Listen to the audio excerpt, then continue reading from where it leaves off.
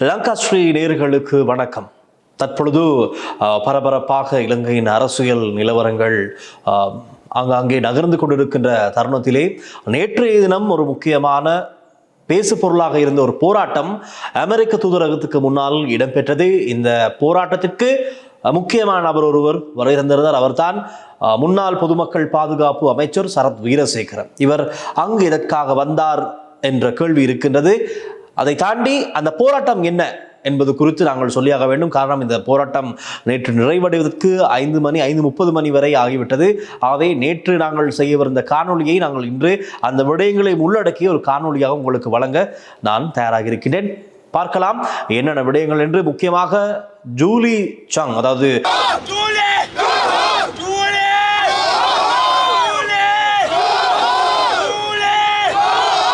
இலங்கைக்கான அமெரிக்க தூதுவர் ஜூலி சங்குக்கு எதிராக கோ ஓம் ஜூலி சங் என்று கோஷமிட்டு நேற்று அமெரிக்க தூதரகத்துக்கு முன்னால் ஒரு ஆர்ப்பாட்டம் இடம்பெற்றது.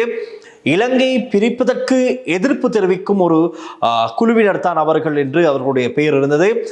சிங்கள அமைப்பொன்று, அந்த அவர்கள் தான் இவ்வாறு அமெரிக்க தூதரகத்துக்கு முன்பாக அந்த போராட்டத்தை ஒழுங்கு செய்து நடத்தினார்கள் அமெரிக்க தூதுவர் ஜூலி சங்குக்கு எதிராக. ஏன் அவருக்கு எதிராக இந்த ஆர்ப்பாட்டத்தை முன்னெடுத்தார்கள் என்ற கேள்வியிலும் காரணம் தெரியும். இப்பொழுது உலகளாவிய ரீதியிலே பேசு பொருளாக இருக்கின்ற USAID நிறுவனம், இந்த நிறுவனம் உலகளாவிய ரீதியில் 60 நாடுகளுக்கும் மேற்பட்ட நாடுகளில் இவர்களுடைய காரியாலயங்கள் இருக்கின்றது. பல லட்சக்கணக்கான ஊழியர்கள் இந்த நிறுவனங்களில் சேவையாற்றுகிறார்கள். தன்னார்வலர்கள் நிறைய பேர் இருக்கிறார்கள். இவர்கள் உலகளாவிய ரீதியில் பல சேவைகள், பொதுமக்களுக்கு தேவையான பல அத்தியாவசியமான சேவைகளை நிறைவேற்றி வருகிறார்கள். சமூக அக்கறை கொண்ட பல நல்ல திட்டங்களை முன்னெடுத்து வருகிறார்கள்.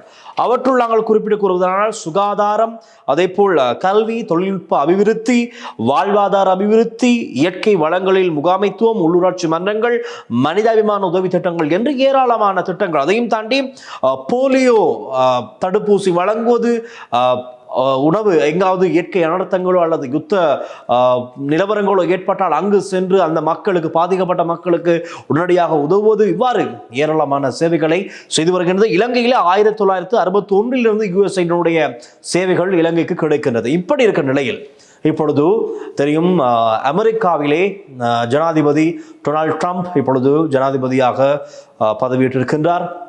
தேர்தலில் வெற்றி பெற்று இந்த நிலையில் அவர் முதலாவதாக செய்த ஒரு விடயம் தான் LGBT எதிரான நிறைய அந்த குழுவினர் இருக்கிறார்கள் தானே, LGBT அவர்களுக்கு எதிராக தான் நிறைய சட்டத்திட்டங்களை முதலாவதாக அவர் கையொப்பமிட்டார். அந்த வகையில் தான் இந்த USAID சம்பந்தப்பட்டிருக்கிறது இந்த LGBT அமைப்பினர். ஆகவே அவர்களுக்கு எதிராகவும் LGBT குழுவினரை மேம்படுத்துவதற்கு ஒவ்வொரு நாடுகளிலும் மேம்படுத்தும் நோக்கில் பல திட்டங்களை முன்னெடுத்திருப்பதாக ஒரு குற்றச்சாட்டு இருக்கின்றது. அதே போல் இந்த USAID அமைப்பானது ஊழல் நிறைந்த ஒன்று என்று டொனால்ட் ட்ரம்ப் நிர்வாகம் தெரிவிக்கிறது. தெரியும், டொனால்ட் ட்ரம்ப் ஜனாதிபதியுடன் இப்பொழுது யார் இருக்கிறார் பலமாக? இலோன் மஸ்க் என்றாலே ஒரு பலம் வாய்ந்தவர். அவரும் இப்பொழுது ஜனாதிபதி டொனால்ட் ட்ரம்புடன் இருப்பதால் இருவரும் தான் அமெரிக்காவின் மிக முக்கியமான தீர்மானங்களை இப்பொழுது மேற்கொண்டு வருகிறார்கள். அந்த அடிப்படையில் தான் இலோன் மஸ்க் மற்றும் டொனால்ட் ட்ரம்ப் ஆகிய இருவருமே ஊடகங்களுக்கு தெரிவிக்கிறார்கள், இந்த USAID நிறுத்தப்பட வேண்டும், அது கலைக்கப்பட வேண்டும், முடக்கப்பட வேண்டும். காரணம், அது ஒரு ஊழல் இடம்பெற்றிருக்கின்றது. இவ்வாறான பல பில்லியன் கணக்கான பணம் செலவு செய்யப்பட்டிருக்கிறது. இது இப்படி செலவானால் அமெரிக்க மக்கள் என்ன செய்வார்கள், அமெரிக்காவின் பொருளாதார நிலைமை என்ன ஆவது என்றெல்லாம் கேள்விகளை எழுப்பியிருக்கிறார்கள். ஆனால் போதுமான ஆதாரங்களை முன்வைத்தார்களா என்றால் இல்லை.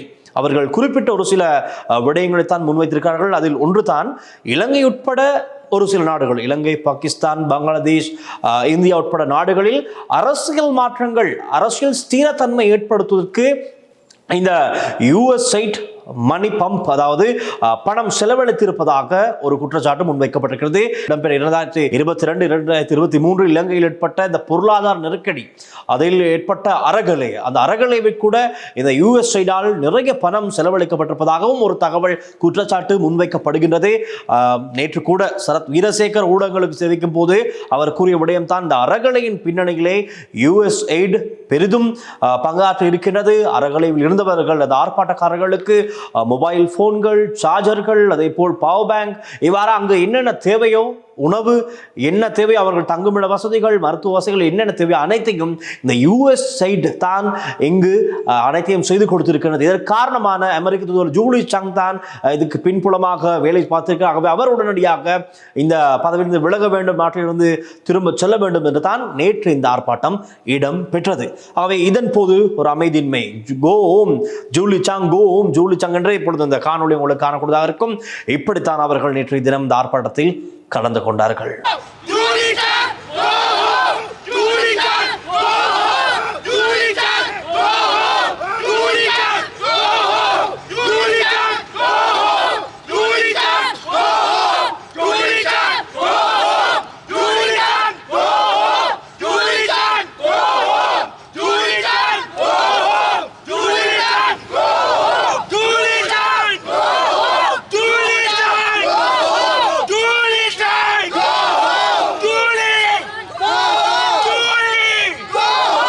இப்பொழுது நீங்கள் காணொளி காட்சிகளில் பார்த்துக் கொண்டிருக்கின்றீர்கள். நேற்று இடம்பெற்ற அந்த ஆர்ப்பாட்டம் தான் இவ்வாறு இடம்பெற்றது. பதாகைகளை பிடித்தவாறு சரத் வீரசேகரமும் கலந்து கொண்டிருக்கின்றார். நிறைய சிங்கள அமைப்பைச் சேர்ந்த, இதற்கு முன்னதாக நாங்கள் நிறைய ஆர்ப்பாட்டங்களில் இவர்களுடைய முகங்களை பார்த்திருப்போம்.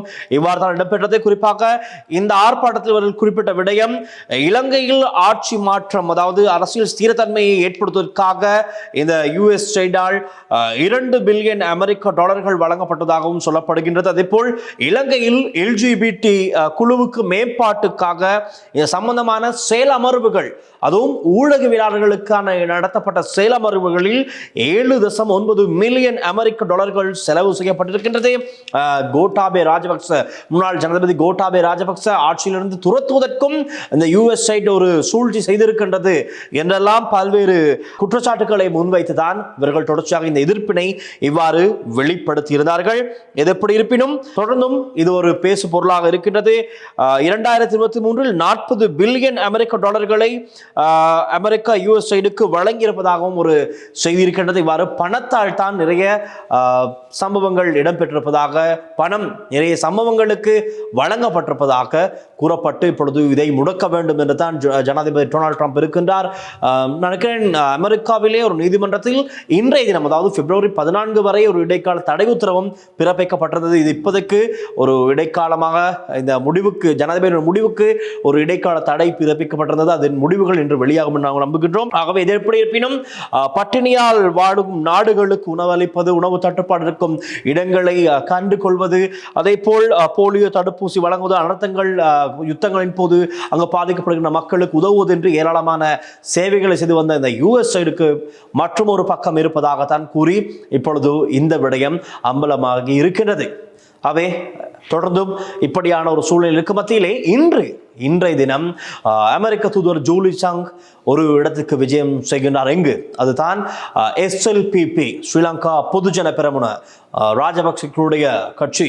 அந்த கட்சிக்கு இன்று கட்சி அலுவலகத்துக்கு, நெலும் மாவட்டத்தில் அமைந்திருக்கின்ற கட்சி அலுவலகத்துக்கு விஜயம் மேற்கொண்டு அங்கு சாகர காரியவசம் அவரை வரவேற்கின்றார். அதையடுத்து நாமல் ராஜபக்ஷ, பார்லமெண்ட் உறுப்பினர் நாமல் ராஜபக்ஷ உடனடியாக வருகை தந்து இருவருக்குமாக ஒரு பேச்சுவார்த்தை அலுவலகத்தினுள் இடம்பெற்றிருக்கின்றது.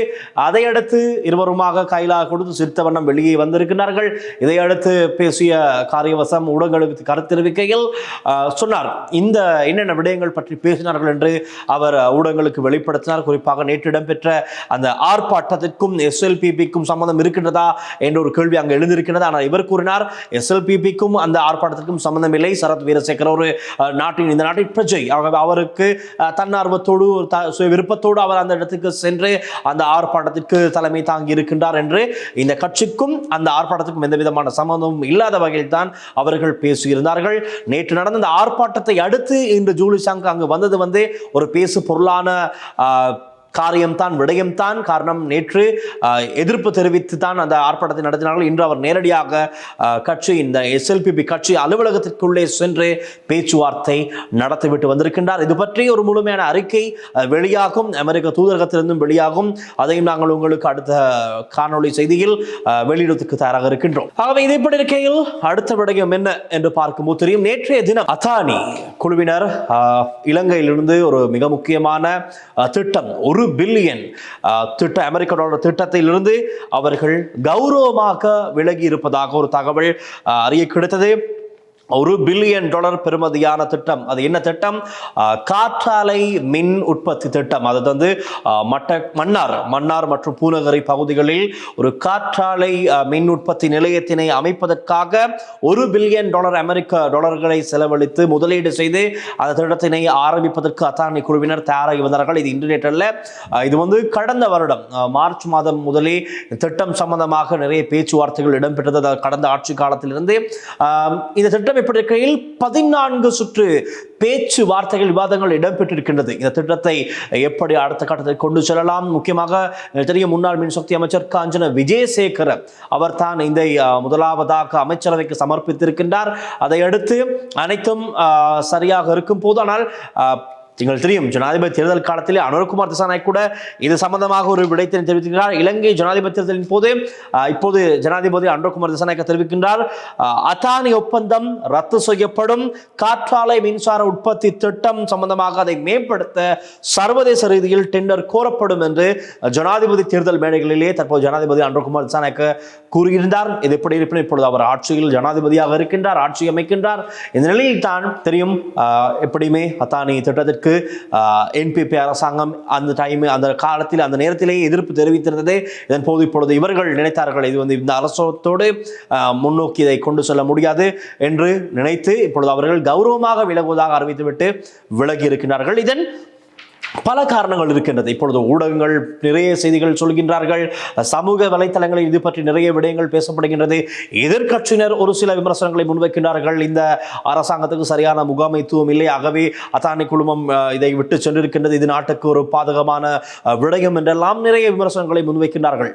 இது எப்படி இருப்பினும் உண்மையான காரணங்களை நாங்கள் ஆராய்ந்து பார்த்த பொழுது தான் தெரிகின்றது, அதானி குழுவினர் இந்த திட்டத்திலே, அதாவது காற்றாலை மின் உற்பத்தி திட்டத்தினூடாக இலங்கைக்கு 1 கிலோவாட் அவருக்கு $8.26 அமெரிக்க சதத்துக்கு விற்பனை செய்வதற்கு அதானி நிறுவனம், அதாவது அதானி கிரீன் எனர்ஜி நிறுவனம் வந்து முடிவு செய்திருந்தது. இதை அனுர அரசாங்கம் $6 அமெரிக்க சதத்துக்கு கோரியிருக்கின்றது. இதற்கு அவர்கள் நினைக்கின்றேன் சரிவரவில்லை, இதற்கு அவர்கள் உடன்படவில்லை. காரணம் 1 கிலோவாட் அவருக்கு $8.26 அமெரிக்க சதம் அவர்கள் விற்பனை செய்வதற்கு தீர்மானத்திருந்தாலும் கூட அனுர அரசாங்கம் $6 அமெரிக்க சதத்திற்கு கோரியிருக்கிறார்கள். இது அவர்கள் உடன்படவில்லை. அதே போல் இவ்வளவு அதிகமான விலைக்கு இவர்கள் விற்கிறார்கள், இந்தியாவில் இதைவிட குறைவான விலைக்கு விற்கிறார்கள்.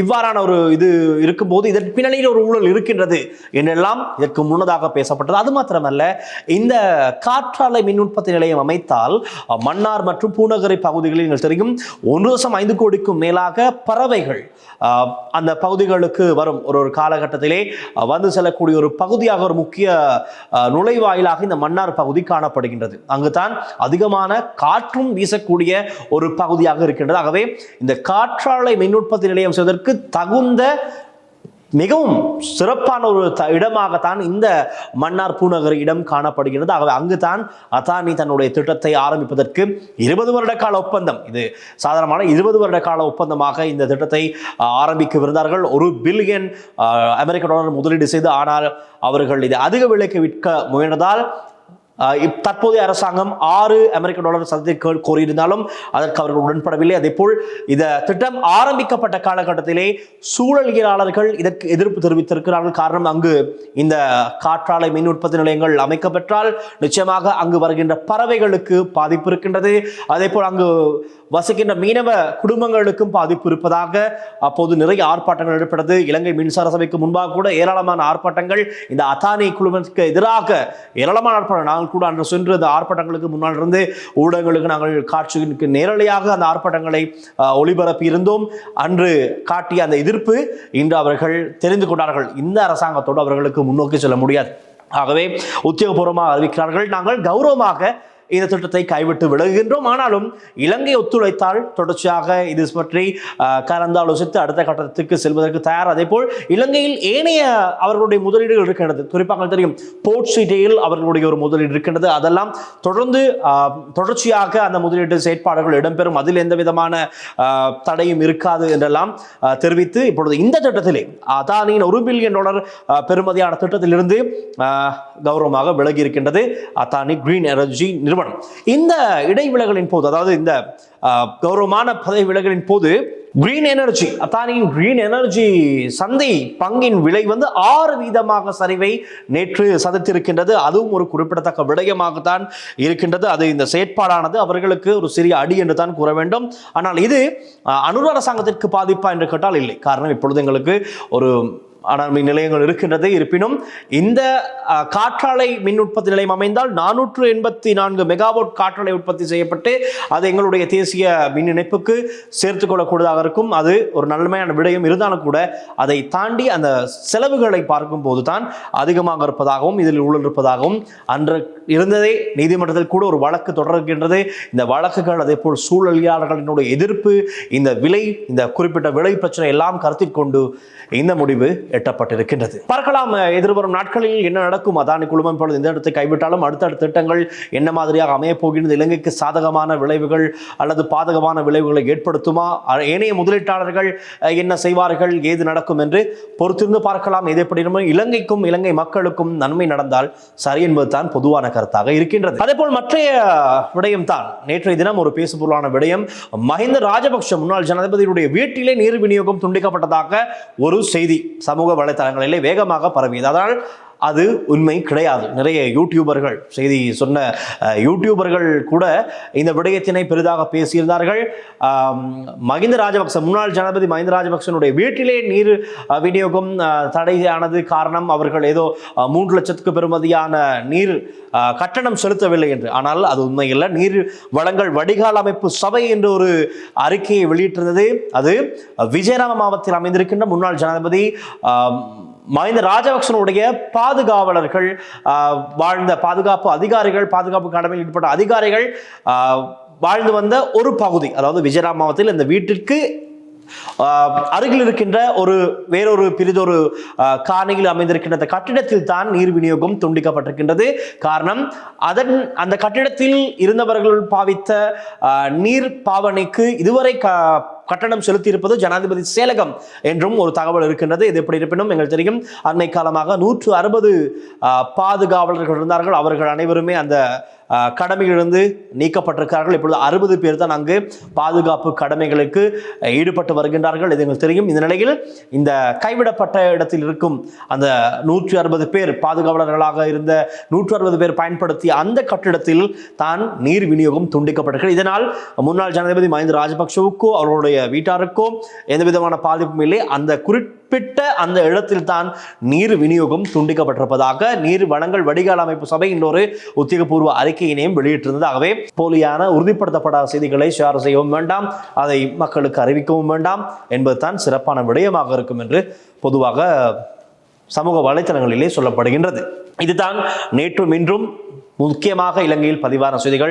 நிறைய செய்திகளை நீங்கள் அறிந்திருப்பீர்கள். இருப்பினும் நாங்கள் நேற்றே இந்த காணொலியை ஒளிப்பதிவு செய்திருந்தோம். இருப்பினும் அந்த முக்கியமான ஆர்ப்பாட்டம், அமெரிக்க தூதரகத்துக்கு முன்னால் நடைபெற்ற ஆர்ப்பாட்டத்தில் நாங்கள் அந்த களத்திற்கு சென்று அங்கு ஒளிப்பதிவு ஈடுபட்டிருப்பதால் நேற்று எங்களுக்கு இந்த தகவல்களை உங்களுக்கு வழங்க முடியாமல் போனதாக சேர்த்து இன்று நாங்கள் ஒரு முழு காணொலியாக உங்களுக்கு வழங்கியிருக்கின்றோம். உங்களுடைய கருத்துக்களை நீங்கள் கமெண்ட் செக்ஷனில் பதிவு செய்ய முடியும். இன்னும் நாட்டும் நடப்புகளை, விமர்சனங்களை நீங்கள் பதிவு பண்ண முடியும். நாங்கள் அதையும் கொண்டு உங்களுடைய கேள்விகளுக்கு நாங்கள் முன்னிருந்து அதற்கு பதில்களை வழங்கி தர தயாராக இருக்கிறோம் என்று கூறிக்கொண்டு நாங்கள் விடைபெறுகிறோம். மற்றும் ஒரு காணொலி சந்திக்கலாம். ஒளிப்பதிவாளர் லிசி ஹருணன், நான் லங்கா செய்திகளுக்காக. நன்றி, வணக்கம்.